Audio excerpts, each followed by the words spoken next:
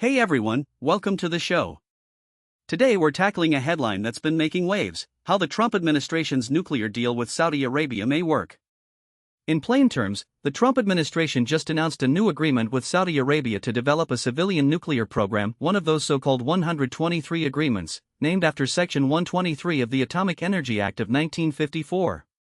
These deals are all about keeping the nuclear boom contained while letting us watch and steer the way countries handle nuclear technology.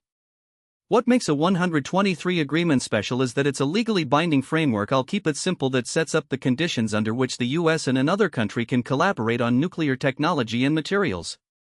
The US already has 26 of these agreements with 51 governments, all overseen by the International Atomic Energy Agency, or IAEA. In each case, American companies can manufacture and export nuclear equipment, but only under rules that prevent weapons proliferation and ensure safety. So, what does that mean for Saudi Arabia? First, the terms require every trade of nuclear goods to be safely handled and inspected, and the country must stick to the IAEA safety standards. They can't use US nuclear material for any weapon or explosive. If they ever venture into building a bomb or violate safeguards, the US can demand the return of the material. A key takeaway is the control over enrichment. Saudi Arabia would need US approval before enriching or reprocessing its own nuclear material. The deal also bars the transfer of highly enriched uranium or plutonium unless they lock in advanced approval from the US.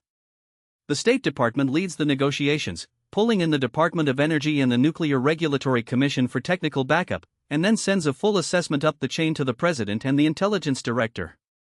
President Trump, if he chooses to, can exempt a country from certain criteria, but so far, every agreement that's been approved has run the full course without exemptions.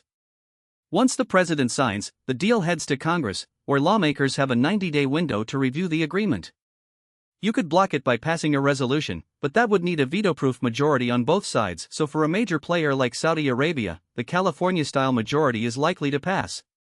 In short, the new Saudi deal lets them set up power plants and develop their own fuel, but it's all under a strict, transparent framework designed to keep weapons out of the mix.